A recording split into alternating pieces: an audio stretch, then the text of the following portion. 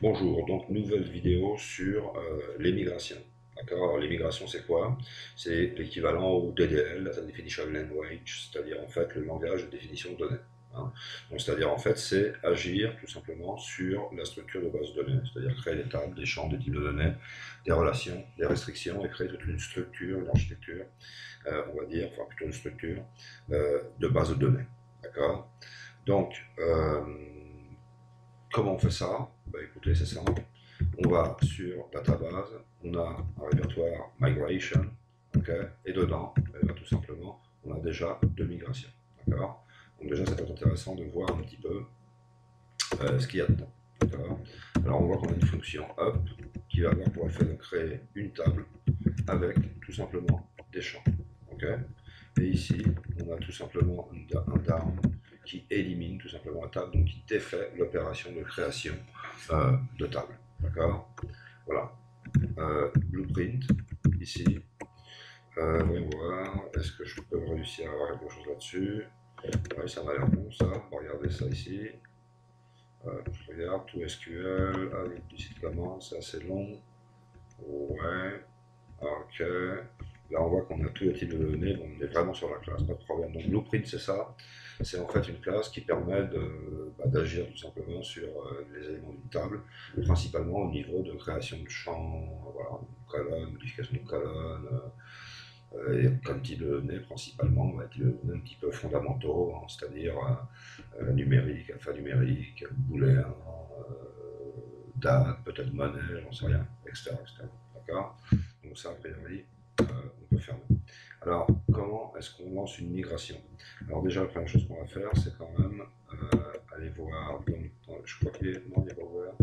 Ok, donc je mets en marche Apache, et je mets en marche MySQL, puisque je travaille avec XAMPP, d'accord.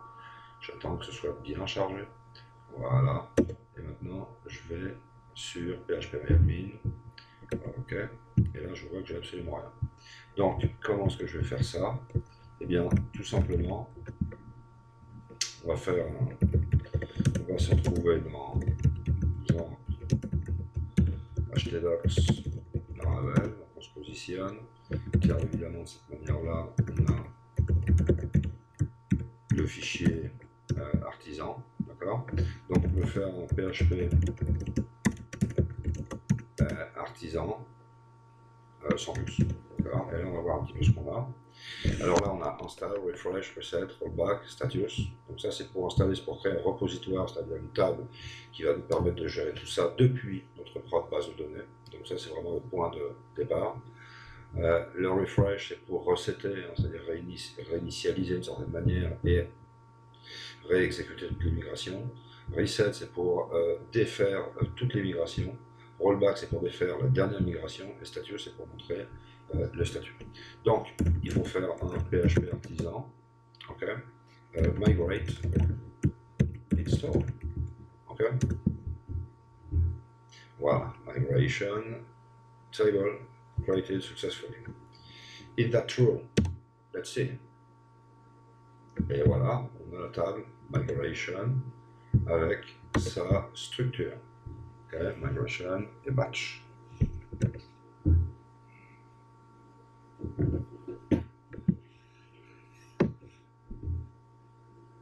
Ok, donc voilà, on a fait donc ça. Et maintenant, ce qu'on peut faire, évidemment, c'est lancer les migrations. Alors, pour lancer les migrations, je crois que c'est un PHP artisan migrate, tout simplement. PHP artisan migrate. Hop. Donc, on a créé la table users et on a créé la table password resets. On revient en arrière. Voilà, F5. Et on a password resets et on a users. D'accord. On voit la structure. Boom. Et on voit la structure, pas de problème. Voilà. Donc ça, tout simplement, déjà, c'est une migration. Donc maintenant, si je voulais faire, par exemple, un rollback, okay, ben je peux faire un PHP artisan migrate rollback. Pardon, mal écrit. Et là, il m'a fait un rollback. Alors, on en est où ici? Eh ben, il m'a enlevé les deux. Donc le rollback, finalement, ça a fait tout. Pourtant, en théorie, c'était the last, donc c'était la dernière, donc c'est pas très correct. On va essayer de faire un migrate, reset, rollback, all databases, bah, je crois que c'est la même chose. Donc PHP artisan, migrate, reset, nothing to rollback, ok. Donc PHP artisan, migrate. Une fois qu'on a fait le migrate, on peut faire le reset. Et le reset fait la même chose. Donc j'ai l'impression que les deux font un petit peu la même chose. Donc on va essayer de voir un petit peu encore ce qu'on peut faire. Il y a le refresh qui est bien, reset and rerun, c'est bien ça. Migrate, refresh. C'est rafraîchissant. Let's go. Nothing to roll back, ok. Et después te las pone. Ok, et après on le met pas, c'est sorti en espagnol. Voilà. Donc voilà, on a première, la première mouture, on va dire, de ce que peut être tout simplement l'immigration. D'accord. Donc ça veut dire que bah, on fait ce qu'on veut, on fait, on défait, etc., etc. Alors attention, pour l'instant c'est une présentation. On a fait la migration, je dirais, qui vient de base avec la Ravel, d'accord. Et donc peut-être dans la prochaine vidéo, ce que je vais faire, c'est ça. Enfin, je vais le faire par moi-même sur une table simple, d'accord. Et ensuite, j'essaierai de le faire de manière déjà peut-être un petit peu plus complexe, avec des relations de 1 à plusieurs, des choses comme ça, d'accord.